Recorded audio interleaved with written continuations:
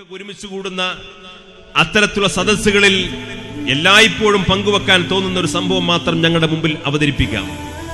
ഏതാനും മാസങ്ങൾക്ക് മുമ്പാണ് നമ്മുടെ മലയാളത്തിലെ പ്രമുഖമായ ഒരു പത്രത്തിൽ കേരളത്തിൽ അറിയപ്പെട്ട ഒരു എഴുത്തുകാരൻ തന്റെ ഒരു യാത്രാനുഭവം വിവരിക്കുകയുണ്ടായി. അദ്ദേഹം ട്രെയിനിൽ യാത്ര ചെയ്യുന്നു. കണ്ണൂരിലേക്ക് യാത്ര ചെയ്തുകൊണ്ടിരിക്കുന്ന സമയത്ത് അദ്ദേഹം ഒരു മധ്യവയസ്കനായ തൊപ്പി ധരിച്ച താടി വെച്ച ഒരു പണ്ഡിത വേഷധാരിയായിട്ടുള്ള ഒരാളെ ട്രെയിനിൽ വെച്ചുകൊണ്ട് കണ്ടു. ട്രെയിനിന്റെ എതിർ ഭാഗത്തുള്ള സീറ്റിൽ ഇരുന്നു കൊണ്ട് അദ്ദേഹത്തെ ശ്രദ്ധിച്ചപ്പോ തൊട്ടടുത്ത സഹയാത്രികനുമായിട്ട് ഇദ്ദേഹം വാചാലമായിട്ട് സംസാരിക്കുന്നുണ്ട്. സംസാരം ശ്രദ്ധിച്ചു നോക്കുമ്പോ തൊപ്പിയും താടിയും വെച്ച ഒരു മുസ്ലിയാരാണെങ്കിലും അദ്ദേഹം ഒരുപാട് ലോകത്ത് അന്ന് ചർച്ച ചെയ്യപ്പെട്ടുകൊണ്ടിരിക്കുന്ന വലിയ വലിയ വിഷയങ്ങളെക്കുറിച്ച് വാചാലമായിട്ട് സംസാരിക്കുന്നുണ്ട്.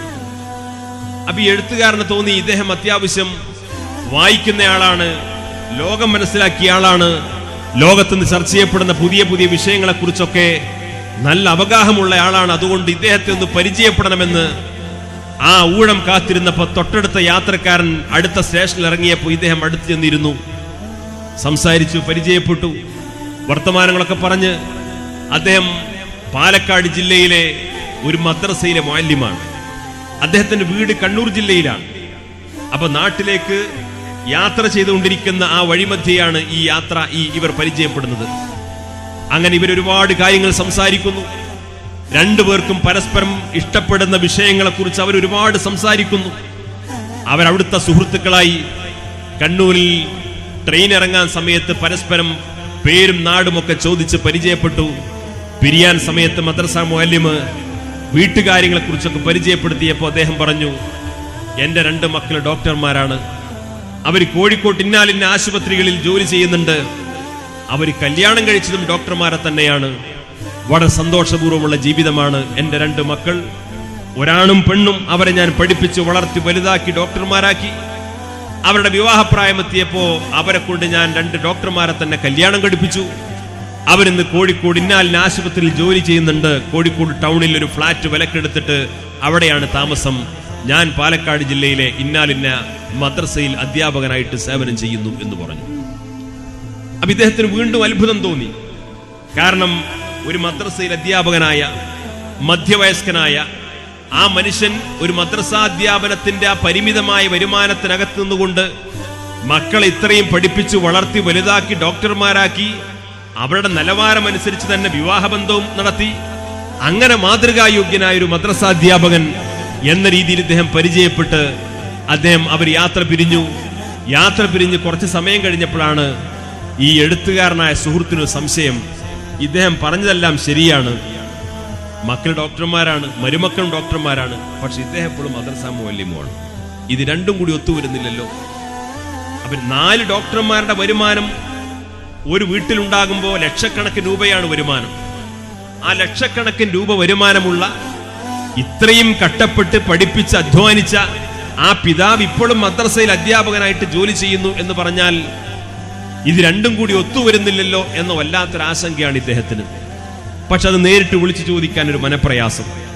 പക്ഷേ തന്നെ വല്ലാതെ ആകർഷിച്ച മക്കൾ ആ അർത്ഥത്തിൽ പഠിച്ചു വളർത്തി വലുതാക്കിയ, ഇപ്പോഴും നന്നായിട്ട് വായിക്കുകയും ലോകത്തെ സംഭവങ്ങളെ കുറിച്ചൊക്കെ നല്ല അവഗാഹവും ധാരണയുമുള്ള ഈ ഒരു സുഹൃത്തിന്റെ ജീവിതത്തെക്കുറിച്ച് കൂടുതൽ അറിയണം എന്ന ആഗ്രഹത്തോടുകൂടി അദ്ദേഹത്തോട് നേരിട്ട് ചോദിക്കുന്നതിന് പരിമിതി ഉണ്ടായതുകൊണ്ട് മറ്റു വഴികളിലൂടെ അദ്ദേഹം ഇതിനെക്കുറിച്ച് അന്വേഷിച്ചപ്പോൾ അദ്ദേഹത്തിന് കിട്ടിയ മറുപടി, അദ്ദേഹം പറഞ്ഞതെല്ലാം ശരിയാണ്. മദ്രസ മുഅല്ലിം ഇദ്ദേഹത്തെ പരിചയപ്പെടുത്തിയിടത്ത് ഒരു കളവും പറഞ്ഞിട്ടില്ല.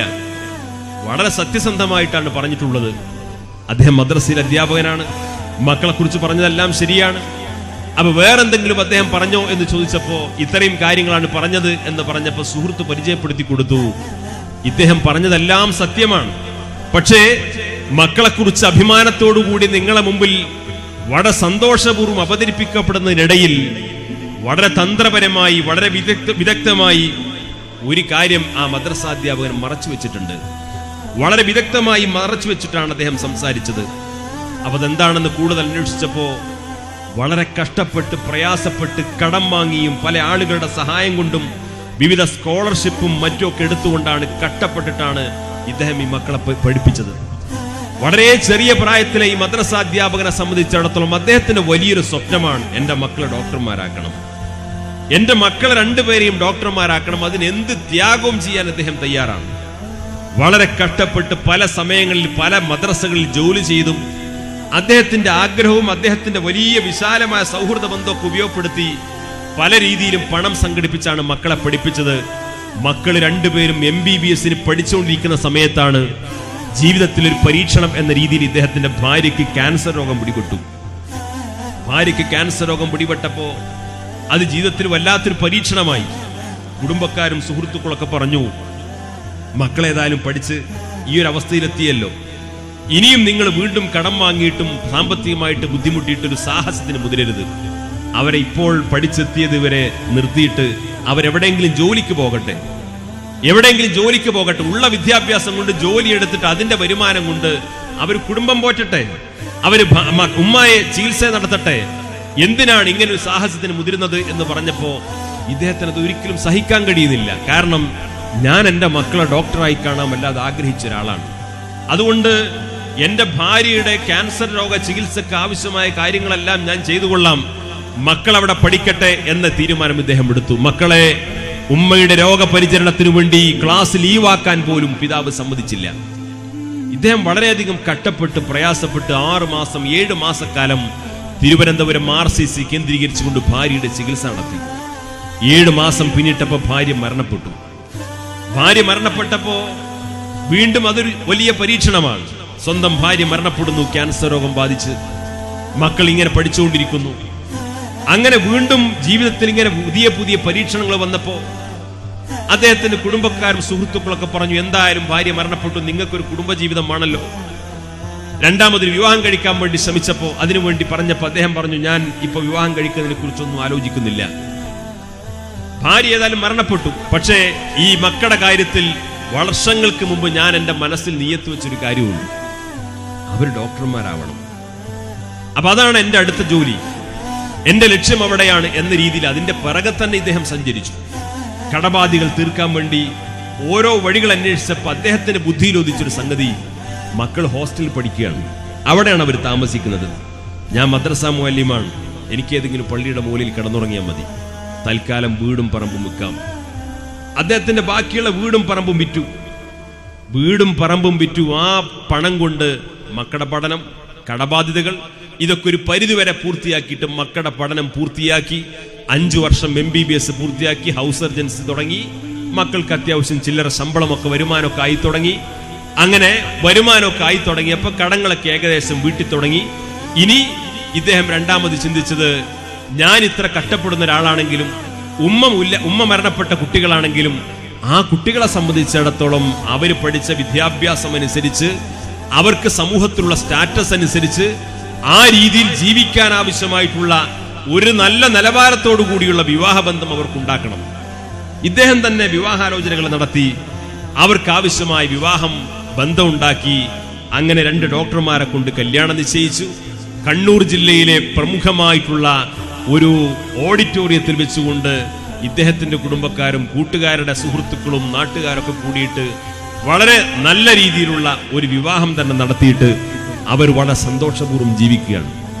കുറച്ചുകൂടി പണമൊക്കെ സ്വരൂപിച്ച് മക്കൾ തന്നെ സ്വന്തം കാശ് സ്വരൂപിച്ചിട്ട് അവർ തന്നെ ഒരു ഫ്ലാറ്റ് കോഴിക്കോട് ടൗണിൽ വിലക്കെടുത്ത് വളരെ സന്തോഷപൂർവ്വം ഇദ്ദേഹത്തെ സംബന്ധിച്ചിടത്തോളം ഈ സന്തോഷത്തിന്റെ നിമിഷങ്ങൾ നേരിട്ട് കാണാനും അനുഭവിക്കാനും അവർക്ക് ജന്മം നൽകിയ ഉമ്മയില്ലല്ലോ, തന്റെ ഭാര്യയില്ലല്ലോ എന്ന വിഷമം മാറ്റിവെച്ച് കഴിഞ്ഞാൽ അദ്ദേഹത്തെ സംബന്ധിച്ചിടത്തോളം വളരെ അഭിമാനമാണ്. ആരോട് ചോദിച്ചാലും പറയും, എൻ്റെ മക്കൾ ഡോക്ടർമാരാന്ന് പറയും. അവർ കല്യാണം കഴിച്ച ഡോക്ടർമാരാണ്. അദ്ദേഹം വളരെ അന്തസ്സോടുകൂടി മക്കളെ കുറിച്ച് പറയും.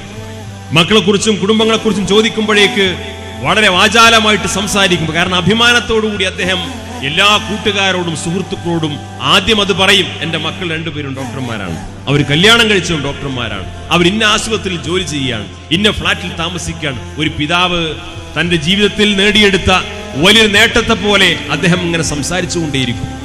ഫ്ലാറ്റൊക്കെ വിലക്കെടുത്ത് അവിടെ കടബാധ്യതകളൊക്കെ തീർന്ന് മക്കൾ സന്തോഷപൂർവ്വം ജീവിക്കുന്നത് കാണാൻ വേണ്ടി ഒരു ദിവസം പാലക്കാട് നിന്ന് ട്രെയിൻ കയറി കോഴിക്കോട് വന്നിറങ്ങി. അങ്ങനെ ഈ ഫ്ലാറ്റിലേക്ക് ഒരു ഓട്ടോ വിളിച്ച് ചെന്ന് ഫ്ലാറ്റിൽ വാപ്പ വരുന്നുണ്ട് എന്നറിഞ്ഞപ്പോ മക്കളും മരുമക്കളും കോഴിക്കോടൻ പലഹാരങ്ങളൊക്കെ ഉണ്ടാക്കി അങ്ങനെ വാപ്പാനെ സ്വീകരിച്ചിരുത്തി അവർ ഭക്ഷണം കഴിച്ച് വാപ്പ തിരിച്ചു പോകാൻ വേണ്ടി ഇറങ്ങിയപ്പോ മകനും മകളും കൂടെ ഇറങ്ങി. മകനും മകളും കൂടെ ഇറങ്ങിയിട്ട് അവിടെ ബസ് സ്റ്റാൻഡിലേക്ക് ബസ് കയറ്റി വിടാൻ വേണ്ടിയിട്ട് സിറ്റി സ്റ്റാൻഡിലേക്ക് ബസ് സ്റ്റോപ്പിലേക്ക് വാപ്പാനെയും കൊണ്ട് മകനും മകളും കൂടെ വന്നു. മരുമക്കൾ രണ്ടുപേരും അവിടെ വീട്ടിലിരുന്നു. മകനും മകളും കൂടെ വന്നിട്ട് ബസ് സ്റ്റോപ്പിലേക്ക് വാപ്പ് എത്തി. എന്റെ പ്രിയപ്പെട്ട രക്ഷിതാക്കൾ ഗൗരവത്തിൽ ചിന്തിക്കേണ്ടതാണ് ഇനി ഞാൻ പറയുന്നത്. വാപ്പ ബസ് കയറാൻ സമയത്ത് മകൻ ഒരു പേപ്പറിൽ ഒരു നമ്പർ എഴുതിയിട്ട് വാപ്പാന്റെ കൈ കൊടുത്തു.